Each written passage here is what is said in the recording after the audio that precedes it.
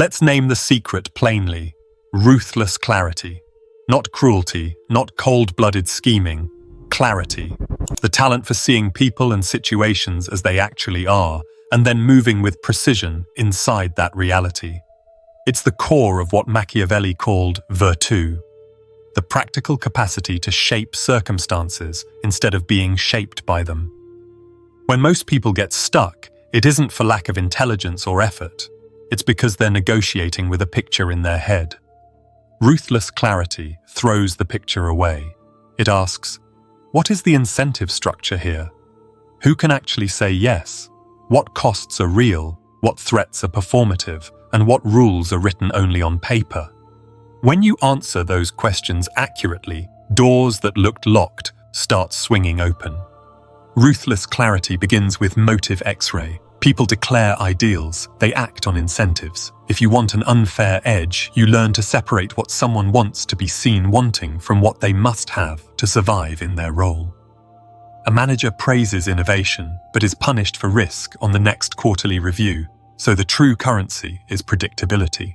A client talks about values, but their bonus depends on a deadline, not the elegance of your solution, so speed beats perfection. A friend insists they're fine with your new boundary, but subtly schedules you into guilt. So, approval, not logistics, is the real battlefield. You don't judge any of this. You simply tune your ear to incentives the way a musician hears key changes. Next, you map the terrain. Every arena has 3 layers of rules: the formal rulebook, the informal customs, and the loopholes nobody admits exist. Formal rules say decisions require unanimous agreement.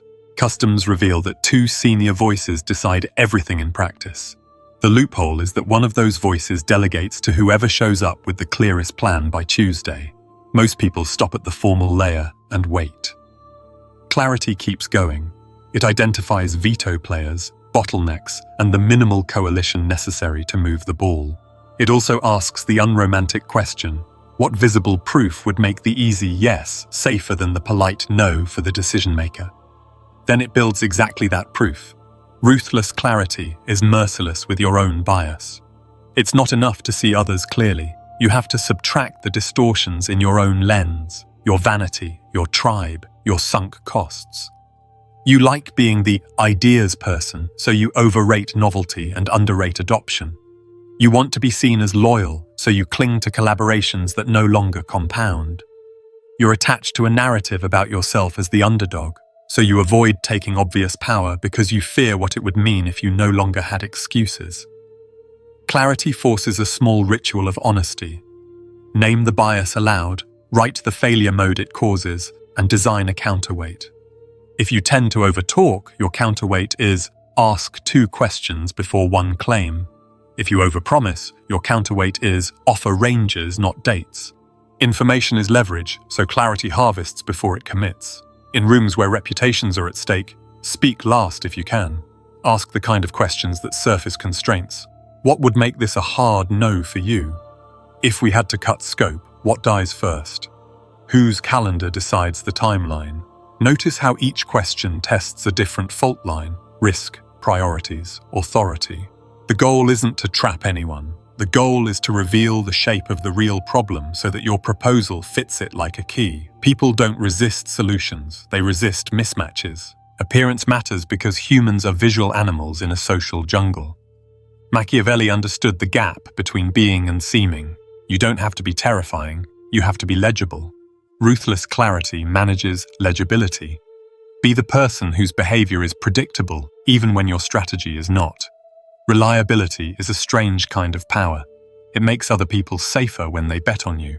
If you deliver 3 small promises exactly on time, you've turned your name into a safety signal, and safety signals are chosen under pressure.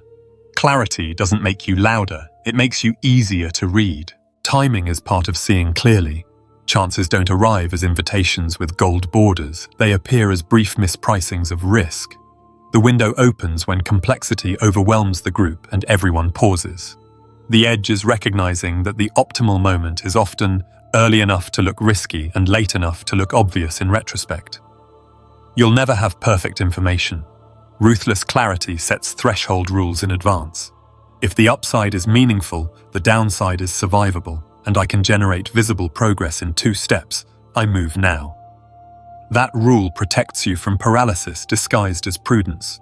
Because clarity deals with reality, it also understands masks. People wear them for status, safety, or simple habit. The test is cost.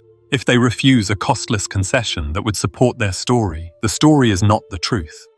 If they keep pushing for something that offers them no visible benefit, look for the invisible benefit. Reputation with a third party, a promised favor, the pleasure of dominance. When you identify the true payoff, you can root around the performance. Offer them the payoff in a cleaner way, or remove it as a possibility, and watch their position evaporate. Frames decide contests before arguments do. Describe a choice as a moral referendum, and people signal virtue. Frame it as a risk allocation, and they ask better questions. Ruthless clarity chooses the lens that fits the physics of the situation. In creative work, the lens might be iteration under uncertainty. In politics, coalition math. In sales, switching cost versus perceived safety. Your language should make the trade-off concrete enough that the next step becomes self-evident. If your audience can repeat your frame to someone else and win the same argument, you've done it right. Notice how clarity toggles between microscope and map. At the microscope level, you're reading micro-signals. Who glances at whom when budget comes up? Who answers emails at 11 p.m.? Who never asks a question in public because their power comes from private caucuses? At the map level, you track flows: cash, credit, attention, permission. You ask which flow actually constrains the system. Many fights are really about access to one scarce flow: calendar time from a key person, regulatory approval, or narrative oxygen in the press. If you feed the constraining flow, everything else downstream relaxes. There's a particular courage inside ruthless clarity, the courage to renounce comforting fictions quickly. You tried a strategy, reality shrugged. You don't triple down to save face. You shrink the plan, pivot the channel, swap the spokesperson, change the offer, or kill the project. You don't make it a referendum on your identity. Machiavelli admired boldness, but only the kind tethered to feedback. Fortune favors those who can update without ego and strike without dithering. Practically, you can train this. Keep an incentive journal for a week. For every interaction that matters, jot down what each person needs, fears, and can do. After the meeting, grade your guesses against what actually happened. Notice where you romanticized, where you projected, where you ignored obvious tells. Do pre-mortems on your own plans. It's 6 months later and this failed. What sequence of events likely led here? Then design small hedges. If your plan requires a single gatekeeper to like you, add a second route that depends on proof, not personality. Ruthless clarity values evidence over ego, so construct visible wins, make them fast, small, and undeniably useful to the person with the yes. A one-page dashboard that reduces their weekly anxiety beats a 5-page manifesto about synergy. A pilot that produces one measurable improvement beats a promise that your full rollout will change everything. Clarity understands that people move when the social cost of ignoring you exceeds the risk of adopting you. Visible wins raise that cost. Ethically, none of this requires malice. Clarity is morally neutral. You choose how to aim it. If you aim it at durable cooperation, you'll often outperform the short-term schemer because trust is compounding capital. You tell the truth precisely where it matters. You keep confidences. You avoid promises that would be convenient but brittle. You don't posture as a saint. You behave as a reliable ally whose interests are transparent. That combination, transparent interest plus reliable delivery, makes you paradoxically safer than the person who performs purity while quietly shifting terms. Finally, clarity treats your reputation like a portfolio. Don't try to be everything. Select for a few traits you can deliver under pressure: prepared, decisive, fair. Then behave in ways that make those traits costly to counterfeit. Prepared means you always show with numbers and options. Decisive means you commit at your preset threshold without theatrics. Fair means you design wins others can defend to their own stakeholders. Over time, the market stops testing you and starts routing opportunity to you because you reduce their uncertainty. That's not charisma. That's the quiet force of a person who sees cleanly and acts accordingly. Cultivating ruthless clarity is a practice, not a personality. You train it like a skill, through deliberate reps in real situations where incentives, status, and uncertainty collide. Start with Motive X-ray. Before any meeting, decision, or pitch, write 3 columns with names at the top. Under each person, fill in 3 lines: what they need to keep their job or reputation safe, what they fear losing, and what they can actually authorize without higher approval. Needs, fears, can do. Most people never write this down, so they confuse stated preferences with survival incentives. If you find yourself guessing, ask for artifacts that expose reality. Performance metrics, renewal dates, budget windows, decision calendars, compliance constraints. Artifacts don't lie as easily as people do. When someone insists security is their top concern, but their KPIs reward time to launch, you've found the tension that will decide everything. Use contradiction as a compass. If a leader says, move fast, but schedules approvals 3 weeks apart, the speed talk is branding, the calendar is the truth. If a teammate argues passionately for a feature nobody uses, look for their hidden payoff, looking visionary to a mentor, protecting a sunk effort, or avoiding a different task they dread. Your job isn't to call them out, it's to root through the true payoff. Offer them a clean way to get what they really want: credit, safety, progress, while steering the plan where it needs to go. Next, map the terrain like a strategist, not a tourist. Every environment has a visible organization chart and a shadow organization chart. The visible chart tells you who reports to whom. The shadow chart tells you who can stall your project with a single text. Build the shadow map by watching who gets consulted before decisions, whose objections make the room tense, who sits quiet during the meeting but gathers allies afterward. Mark 3 roles: gatekeepers, control access; veto players, can kill; and champions, will spend political capital for you. Your goal is a minimal winning coalition, fewer people to align, more predictable outcomes. If you can succeed with 2 champions and 1 neutralized veto, don't invite 5 more opinions just to be polite. Pre-wire decisions, so the meeting is a ceremony, not a battlefield. Send a crisp 1-pager in advance. The problem shown in their metrics, 2 options with trade-offs, your recommendation, the smallest first step that creates proof, and exactly what you need from each person. Permission to run a 2-week pilot, a data pull from finance, a public endorsement in Monday's stand-up. When you make asks legible and low risk, you convert polite interest into an executable yes. If someone still resists, downgrade the ask without downgrading the momentum. If a 2-week pilot is too big, can we run a 48-hour sandbox with mock data and decide by Thursday? You make no expensive by offering a safer yes. Practice strategic silence. Most rooms reward noise, but information flows to the patient. Enter curious, speak last if hierarchy allows, and use questions that surface constraints instead of opinions. Try: what would make this impossible even if we all loved it? If we had to cut something, what dies first? Who signs the actual purchase order? These questions reveal veto power, hidden priorities, and the path of money. When people answer, let silence hang for 2 or 3 beats. Those extra seconds feel awkward, and the next sentence people add is usually the truth. Capture exact phrases. They are your future leverage. We can't be seen as choosing favorites. Legal needs 2 weeks. Finance won't approve OPEX, but CAPEX is open this quarter. Build your plan around their words. It feels tailor-made because it is. Install a bias audit on yourself like a pre-flight checklist. The most dangerous lies are the ones you tell yourself kindly. Before committing, run 5 fast checks. 1.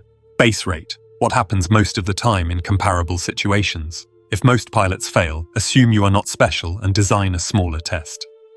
2. Sunk cost siren. Would you still choose this path if you had none of your current attachments? If not, cut. 3. Social mirage. Are you optimizing to look impressive rather than to win? Swap a flashy deliverable for a boring one that moves a real metric. 4. Certainty theatre. Are you performing confidence to avoid being questioned? Invite one smart critic to tear it apart privately. 5. Ego risk. If this fails publicly, Will it end your credibility or merely sting? If it stings, go faster. If it ends you, change the bet size. Turn the abstract into reps. Do 5 motive X-rays a day on low-stakes interactions. Why did this person send that message now in that tone? What do they need from me in order to succeed by their own scoreboard? Keep a prediction log. Before a meeting, write down 3 things you expect to happen and a probability for each. Afterward, grade yourself. If you regularly assign 80% and are right only half the time, your intuition is bluffing you. Over a month, your calibration improves, and you start to feel what 60-40 odds in my favor actually is, not what you hope it is. Design visible wins as policy. A visible win is small, fast, and useful to the person who controls the next door. Think of it as a down payment on trust. Set a rule. For any new initiative, identify the proof pixel you can ship in under 10 days that reduces someone's anxiety measurably. A dashboard that saves a director 10 minutes a day. A mock-up that lets legal spot risks early. A data snippet that validates demand without a full build. The point is not to show off, it is to transform imagination into artifact. Artifacts change how cautious people calculate. Manage framing with precision. People commit to the safest story, not the best idea. When you present, frame the decision around the risk your audience fears most. To operations, it's variance. To sales, it's friction. To finance, it's cash timing. To brand, it's reputational spillover. Build your case so that your option makes their dominant fear smallest. If you can't make it smallest, make it visible and controllable with guardrails, staged rollouts, kill switches, budget caps, pre-approved language. Your edge grows every time someone thinks, if this goes sideways, at least we already planned the exit. Use microscripts that open reality. If someone is posturing, try, help me understand what would need to be true for you to be comfortable saying yes today. If a gatekeeper is vague, can you walk me through the steps from your yes to money moving? If a stakeholder keeps shape-shifting the criteria, so we don't drift, can we list the 3 pass-fail tests that will decide this? If you need a pivot without bruising egos, we learned X faster than expected, which frees us to do Y without risking Z. I propose we bank that learning and shift now. These lines are not clever, they are clean. Clean questions reduce performance and reveal incentives. If politics are thick, build coalition in the open without making enemies. Share credit aggressively and specifically. This idea came from Priya's risk note. We wouldn't be here without it. Ask a likely opponent to co-author guardrails. You're the person I trust to make sure we don't break anything. Will you help define the tripwires? Turn critics into custodians of safety. When the thing works, don't spike the ball. You want a reputation for predictability, not triumphalism. People will invite you into higher stakes rooms if you lower the social cost of endorsing you. For personal life, the mechanics are the same, only the vocabulary changes. If you need a boundary, state the incentive and the proof instead of a speech about values. I want to keep saying yes to helping you. I can do that once a week. If you need more, let's find another support option. If someone keeps missing plans, don't litigate feelings, change the structure. I'm down for spontaneous. Text me the day of. If I'm free, I'll join. I won't hold slots in advance anymore. You are still mapping motives, constraints, and yes-able asks, just with affection. Time is a weapon. Decide in advance what triggers action so you don't negotiate with yourself later. Write 3 thresholds on paper. If the upside exceeds X, the downside is capped at Y, and I can show proof in Z days I move. Set kill criteria with the same cold clarity. If we don't see A by date B, we end this and redeploy. Announce these criteria to your team or a friend. Social commitment keeps you honest when your ego wants to keep tinkering. When stakes rise, run a pre-mortem with the whole room. Say, imagine it's 6 months later and this failed embarrassingly. What happened?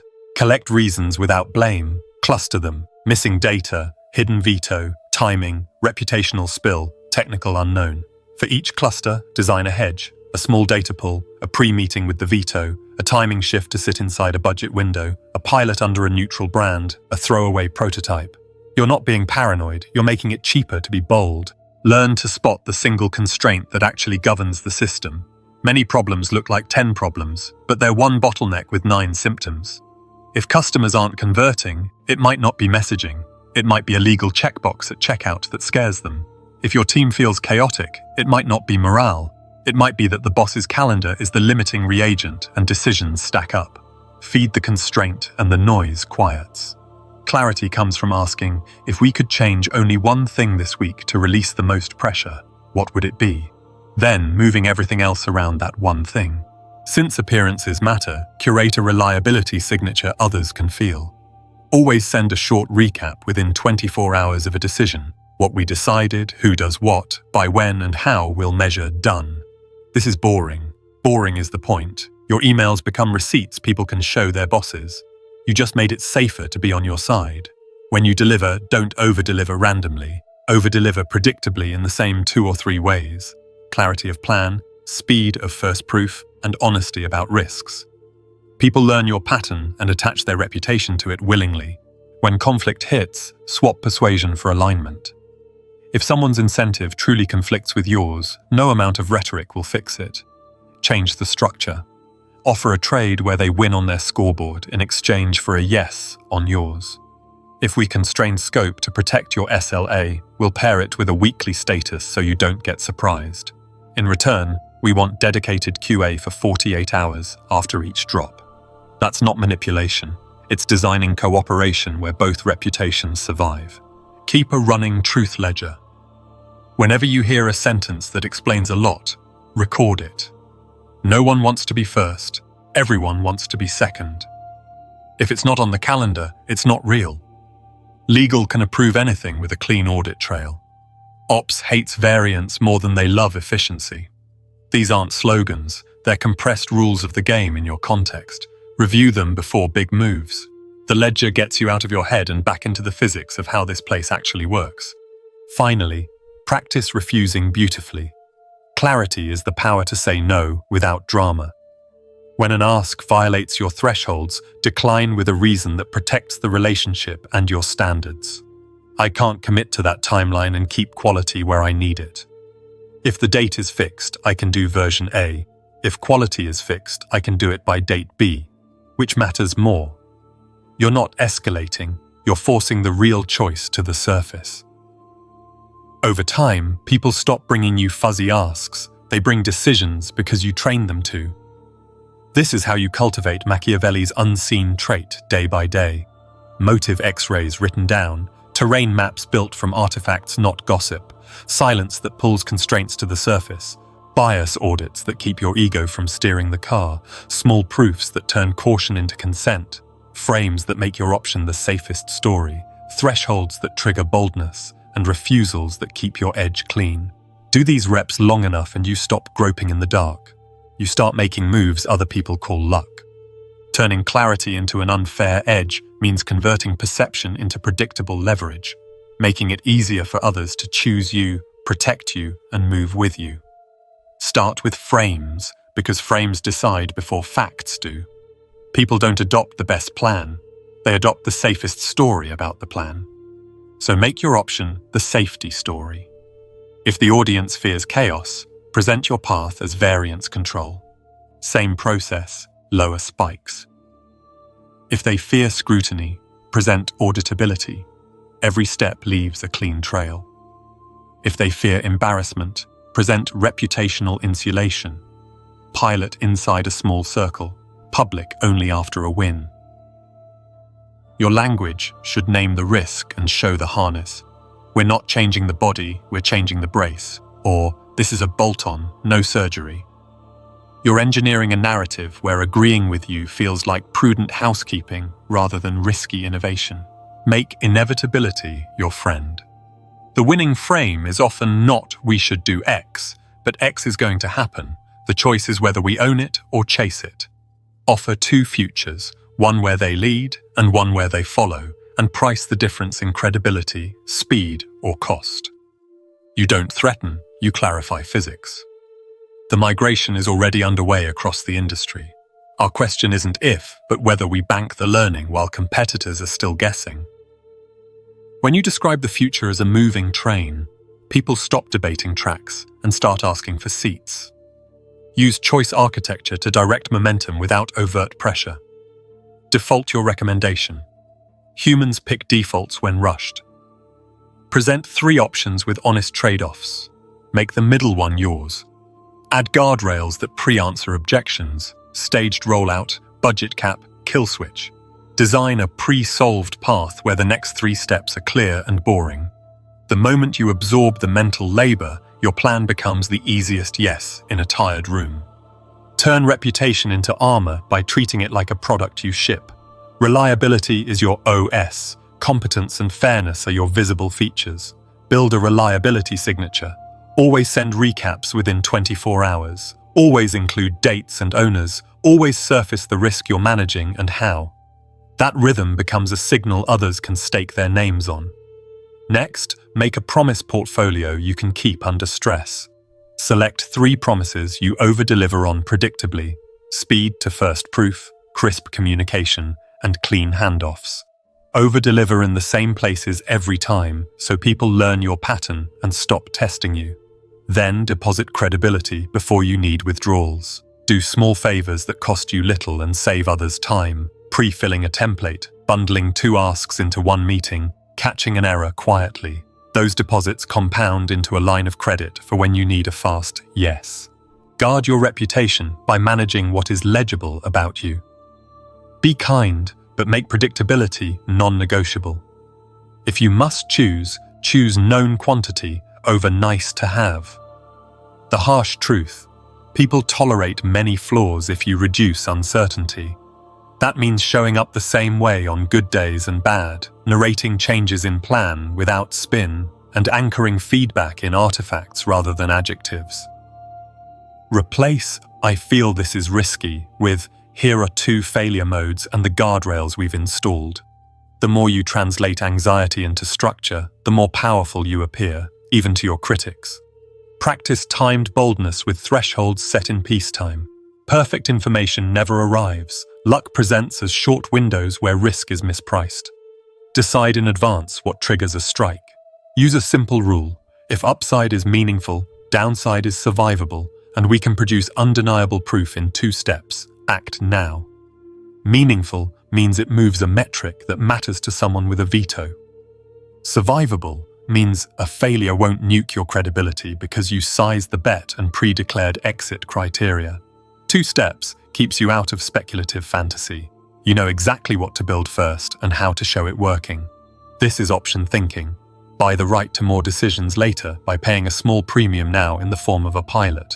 Speed is not haste, it's sequencing. Break moves into crisp phases where each success buys political capital for the next. Phase 1 earns permission-proof pixel. Phase 2 earns bandwidth budget time. Phase 3 earns mandate policy. At each gate, present a tiny victory the room can brag about to their stakeholders. You're not chasing applause, you're manufacturing cover. Under pressure, people choose the path that lets them claim a win without inviting a witch hunt. Give them that path and they'll pull you forward. Visible wins are your compounding engine. Pick wins that reduce someone else's anxiety in ways they can measure. If a director fears late surprises, your visible win is the dashboard that eliminates last-minute fire drills. If legal fears audit gaps, your visible win is the trail that makes approvals painless. Useful to me beats impressive in general. Ship artifacts that travel without you. A 1-page brief others can forward, a short loom walking through the change, a checklist others can reuse.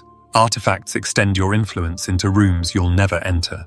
The test: can a mildly sympathetic person use your artifact to win a small argument on your behalf? If yes, you've multiplied yourself. Engineer social proof on purpose. People don't just ask, "Is it good?" They ask, "Is it safe to be seen backing it?" Recruit one respected skeptic to sponsor a guardrail. Ask a quiet power to lend their name to your pilot. Sequence endorsements from least risky to most, so each yes lowers the cost of the next. Publicly overcredit collaborators by name. This is both decent and strategic. When people see that sharing the stage with you increases their status, they'll volunteer to be in your cast next time. Make success a team sport. Others can't lose by joining. Use micro scripts that turn clarity into consent. When you need momentum, I propose we make this reversible. 2 weeks, capped scope, pre-agreed kill switch. If it works, we expand. If not, we write the post-mortem Friday and bank the learning. When you need a decision, to keep moving, I need either a green light for a 48-hour sandbox or a clear reason this cannot be explored this quarter. When you meet resistance masked as politeness, what would have to be true for you to be comfortable saying yes today? When someone keeps shifting criteria, let's write the 3 pass-fail tests now so we can both tell the same story later. Clean words create clean choices. Turn meetings into machines that manufacture the next yes. Pre-wire one-on-ones with veto players before the group session so surprises become endorsements. In the meeting, present 2 options you can live with, not one you love, and one straw man. State the risks you're not taking as a gift to the room. We are not asking for headcount, we are not touching live traffic, and we are not changing vendor terms. Ask for a specific, modest commitment with a date. Leave with a receipt. Send a recap immediately with owners and next steps. People forget debates. They act on receipts. In negotiation, think in terms of friction and safety rather than victory and defeat. Anchor early, but anchor with a rationale that feels objective. Market data, precedents, or policy. Offer packages, not points. If price is tight, we can flex scope and timeline. If timeline is tight, we can flex payment structure. Provide a good and a great option, where great is just barely better. Most will pick good, which was your target all along. Build exit ramps that preserve face. If after the first milestone either of us feels misaligned, we part clean with deliverables transferred and no penalty. You're lowering the social and reputational cost of agreement. Use the 70-20-10 rule of revelation. Reveal 70% of your plan as obvious and boring. Process, checkpoints, ownership. Reveal 20% as adaptive, what you'll tune based on early signals. Keep 10% as your proprietary edge, how you sequence conversations, which coalitions you court first. This protects your advantage while making others comfortable. Oversharing makes you look naive. Undersharing makes you look dangerous. The sweet spot is transparent where it matters, earned where it counts. Design optics that make your move look like maintenance rather than a coup. People hate being seen as overturning the table. They love being seen as caretakers of order. So rename change as restoration. We're returning to a simpler baseline. We're removing special cases. We're aligning with the standard. Use calendars tactically. Place decisions inside routine ceremonies, weekly stand-up, monthly review, rather than summoning special councils that trigger threat responses. Slot your asks into existing budget categories. New categories invite scrutiny, old ones invite rubber stamps. Exploit the power of first facts. The first legible artifact people see often becomes the reference frame for all later debate. Be first with a map, a definition, or a draft timeline. Even if others disagree, they will argue inside your scaffolding. Give names to trade-offs, speed tax, variance debt, and those names will show up in rooms you're not in. Whoever names the thing owns the conversation about the thing. Maintain a scoreboard that tells your story in 3 numbers anyone can repeat. 1 number that shows progress, time saved, dollars gained, defects reduced. 1 that shows safety, incidents avoided, variance narrowed. And 1 that shows momentum, cycle time, adoption curve. Put them on a single slide you update every week. You are training the room to measure you by the terms you can keep winning on. When the scoreboard is simple and steady, your reputation stops fluctuating with individual anecdotes. Convert critics into safety partners. Ask the sharpest opponent to define tripwires. You see risks I respect. Will you help set the thresholds that would trigger a pause? You're not conceding control. You're weaving their status into the success condition. If the project works, they share credit. If it stumbles, they help design the brakes so they complain less. You're reducing sabotage by turning it into stewardship. Standardize your edge with templates so it scales. Keep a pre-read template, problem, stakes by metric, options, recommendation, proof plan, asks. Keep a risk register template, failure mode, likelihood, impact, mitigation, owner. Keep a pilot charter template, scope, success criteria, kill criteria, timeline.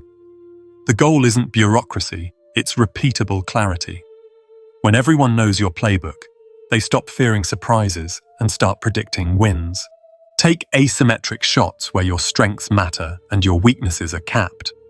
If you're fast at prototypes but slow at politics, aim for wins where artifacts decide more than alliances. Hackathons, experiments with objective KPIs, low visibility back office improvements that suddenly make the front office look brilliant. If you're strong at coalition but weak at deep tech, aim for problems where social alignment is the constraint and technical solutions are commoditized. Edge grows fastest where the game matches your unfair advantages. Protect your calendar like a fortress because time is your amplifier. Block recurring proof sprints at the same hour each week. During that time, build the artifact that turns opinion into evidence. Guard a short weekly politics hour to pre-wire, debrief, and plan endorsements. Decline meetings that have no decision or artifact at the end. Your calendar should look like your strategy, not other people's anxiety. When opportunities spike, be visibly decisive. Say the quiet part out loud. We have a 60% shot at a meaningful win with a capped downside. I'm moving now. Here's the two-step proof plan and the kill switch. The clarity of your stance becomes its own gravity. People want to ally with leaders who can carry risk without hand-wringing and without bravado. Calm, structured boldness is rare. It reads as competence incarnate. Finally, choose fairness as a tactic, not just a virtue. Fairness is cheaper power. It attracts allies, lowers resistance, and reduces the energy you spend defending your moves. Be explicit about your interests. Keep your word conservatively. Share credit by default, and set terms you would accept from the other side. In the short run, you'll miss a few sharp wins. In the long run, you'll monopolize the one resource schemers can't keep, compounding trust. And trust, once compounding, is the quietest unfair edge there is. Power without becoming the villain isn't sainthood, it's architecture. You design structures that make your wins legitimate, hard to resent, and easy to defend in daylight. Start by choosing clean-handed strategy as your operating system. Clean-handed doesn't mean soft. It means your methods can survive an audit from a fair opponent. Use 3 anchors. Transparency. Be explicit about what you want and what you're willing to trade. Secrets that aren't necessary become liabilities. Proportionality. The force you apply matches the real stakes, not your ego. Reciprocity.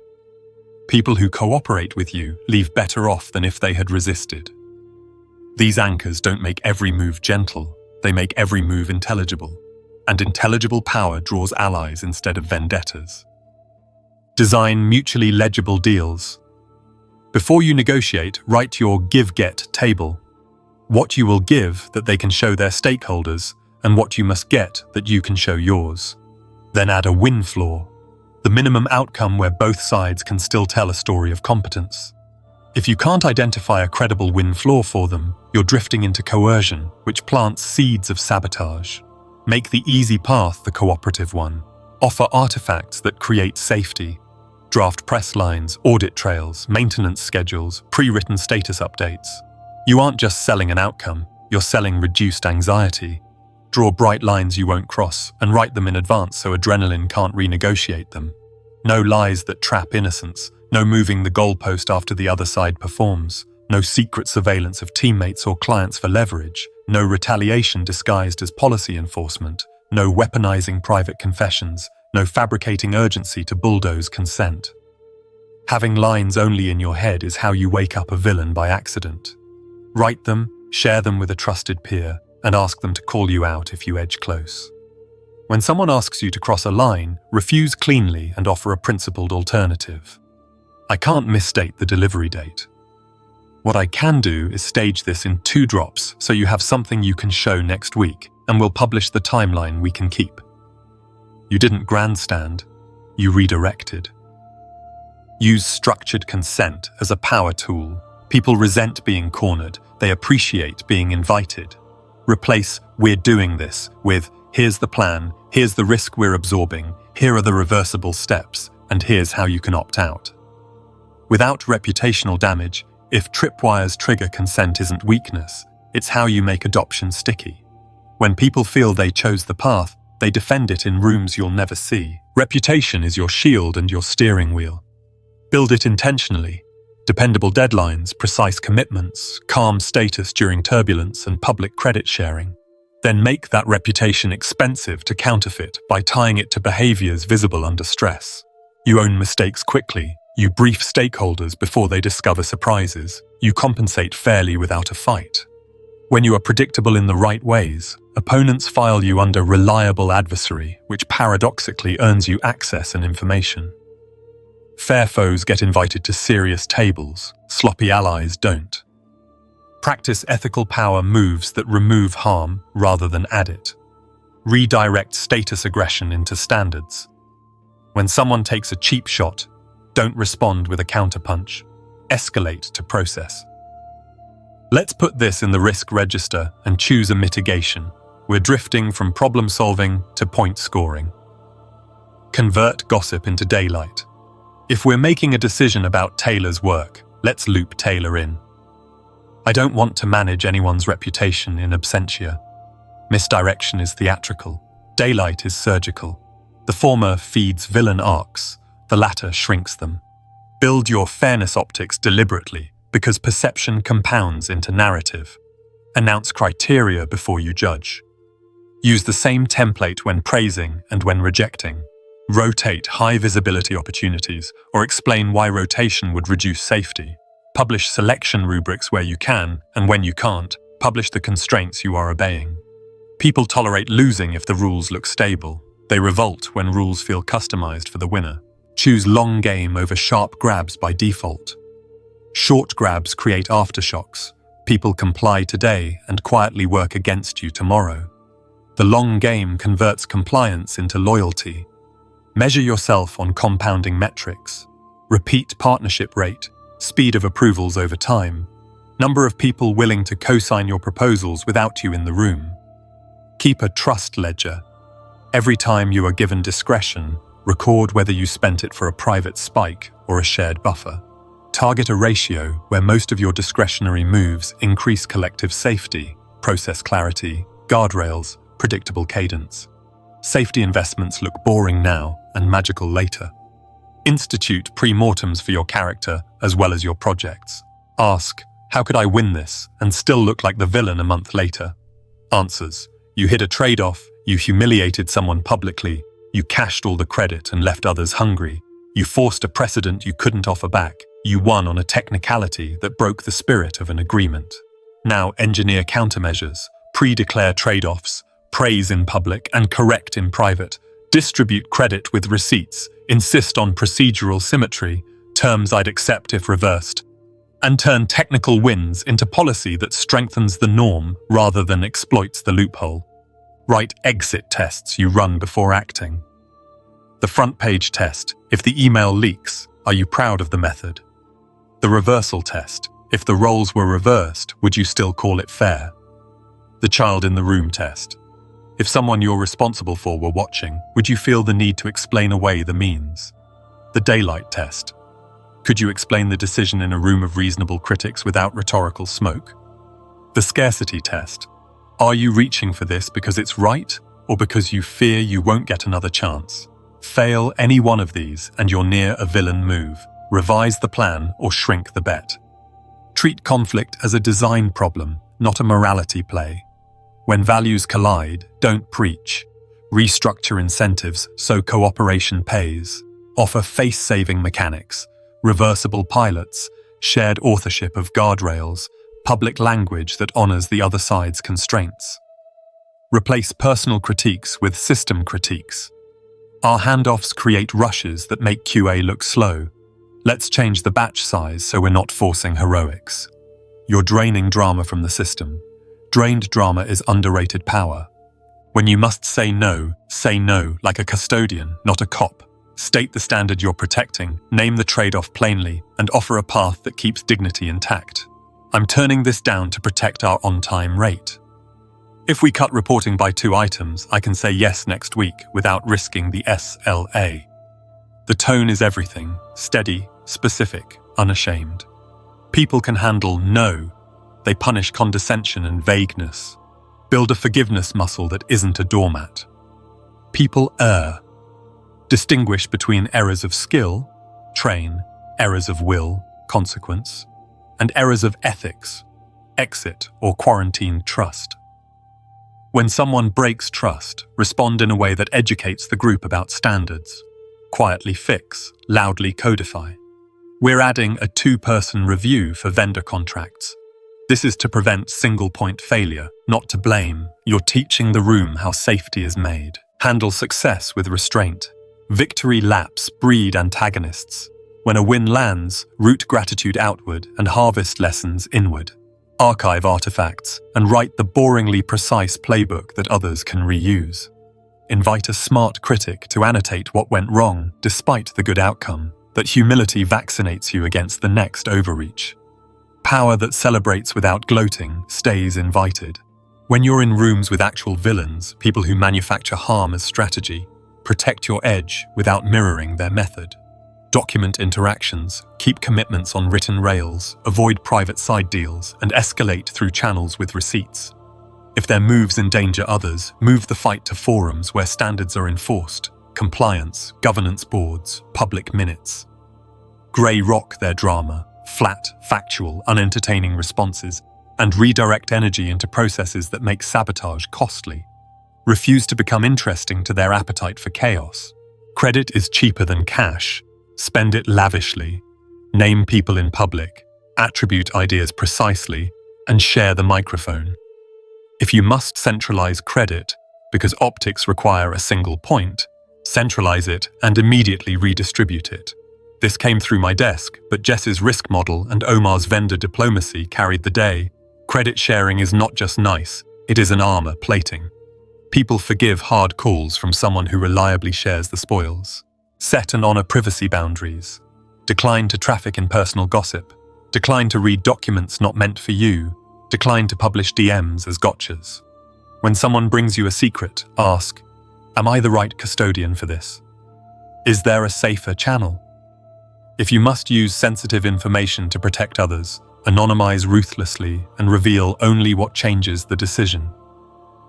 Power that treats privacy as sacred earns confessions early, your greatest advantage in preventing harm. Replace charisma with cadence. Charisma makes crowds cheer. Cadence makes systems move.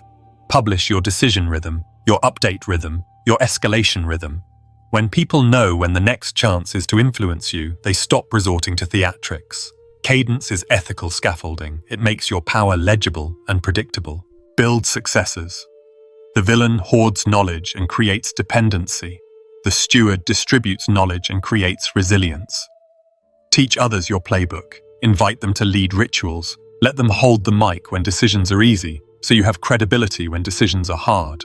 The paradox: the more replaceable you become operationally, the more indispensable you become strategically, because you're now the person who produces leaders, not bottlenecks. Codify fairness into small, boring defaults that slowly transform the culture. Default to written scopes. Default to shared repositories. Default to visible timelines and public checklists. Default to rotating scribes so invisible labor doesn't calcify around the least powerful person.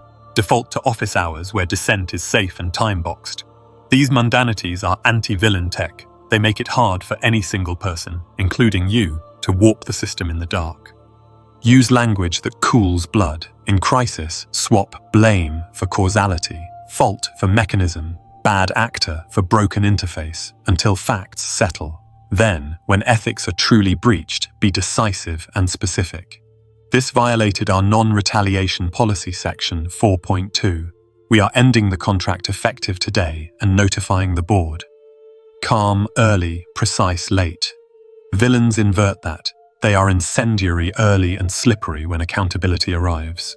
Practice public reasoning. When you choose, show your math. The options considered, the criteria, the trade-offs, the reasons you rejected popular alternatives. You'll be accused of over-explaining until the first controversy hits. Then, your habit of explanation becomes a moat. People might dislike your decisions, but they will struggle to paint you as arbitrary. Villainy feeds on opacity. You starve it with receipts. Keep a small circle empowered to tell you, no, title it, the Break Committee, Red Team, Ethics Guild, and give it the right to pause you for 24 hours with a single message. Fill it with people who don't need your favor. If you can be stopped, you will be trusted with more acceleration. If you cannot be stopped, eventually you will be stopped by scandal. Finally, ritualize self-correction so repentance isn't improvised. When you mess up, and you will, move through 4 beats quickly: acknowledgement without hedging, immediate harm stop, proportional remedy, and structural change that prevents recurrence. Speak to the people actually harmed first, then to the public. Avoid the melodrama of self-flagellation. It centers you. Focus on repair. Here's what failed. Here's what we changed today.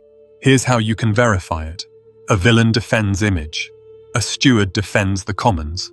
Choose which story you want told about you and build the rails that make that story the easiest one to tell.